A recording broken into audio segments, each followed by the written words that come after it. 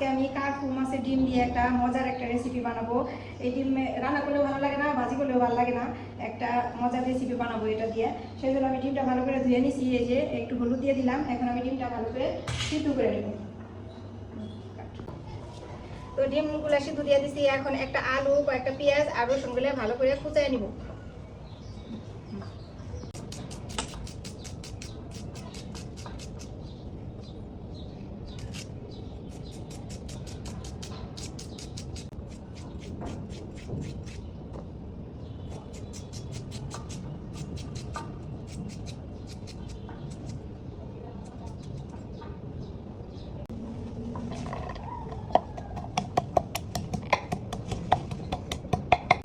তো আমার ডিম সিদ্ধ হয়ে গেছে, যে এটা এখন চাকরিতে যে পানিটা ঝরিয়ে নিয়ে আর একটু ঘরে নেব।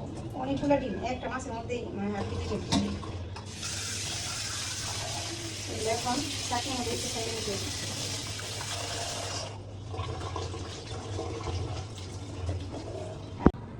তো এই যে ডাল ভিজিয়ে রাখছিলাম আমি কিছুক্ষণ আগে, আর কিছু কাঁচামরিচ এটাতে দিয়ে দিব, আর মাছের ডিম এটাকে আমি এখন ব্লেন্ডার করে নিব।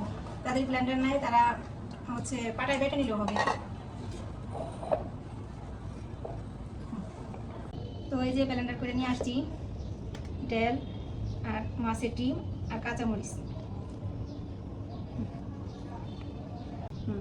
এখন এই যে দিয়ে দিব যে কুচিয়ে রাখা আলু, পেঁয়াজ আর এই যে রসুন দিয়ে দিব, এই যে আদা, এই যে লবণ দিয়ে দিলাম, হলুদের গুঁড়া, গুঁড়া, ধনিয়ার গুঁড়া দিয়ে দিচ্ছি, আর এখন দিয়ে দিব একটু জিরার গুঁড়া। এখন এগুলোকে ভালো করে মিশিয়ে নিতে হবে। এই যেরকম করে মিশিয়ে নিব, খুব ভালো করে মিশিয়ে নিব। কি সুন্দর একটা গন্ধ বেরিয়েছে, যে মনে হইতেছে এমনি খেয়ে ফেলেন।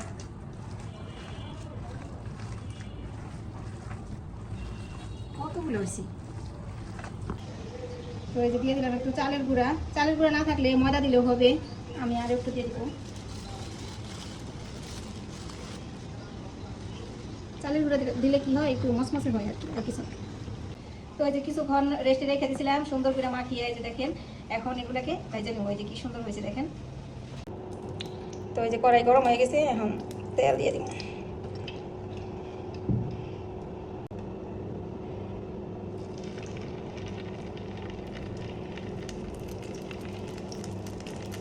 এইভাবেই সবগুলো দিয়ে দিব।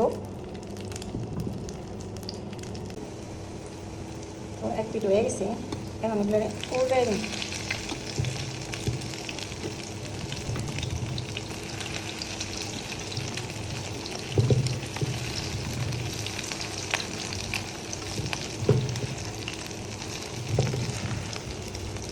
তো এই যে দেখুন ভাজা হয়ে গেছে, কি সুন্দর একটা গন্ধ যে বেরোইছে বন্ধুরা।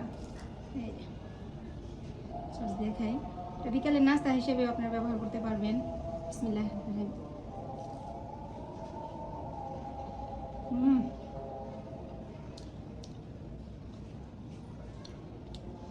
মাছের ডিম রান্না করলে ভালো লাগে না, ভাজলে ভালো লাগে না।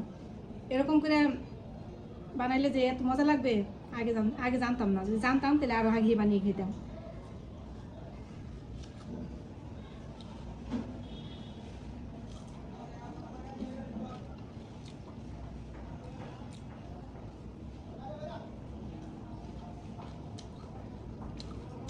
একদম মুসমুসে।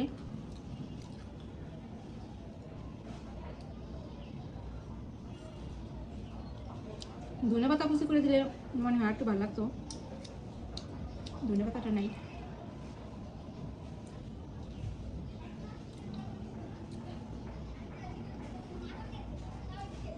তো ধন্যবাদ সবাইকে কষ্ট করে আমার ভিডিওটা দেখার জন্য। তো আপনারা এটা বানিয়ে খেয়ে দেখবেন, অনেক মজা, সত্যি অনেক মজা। ভাত দিয়েও খেতে পারবেন।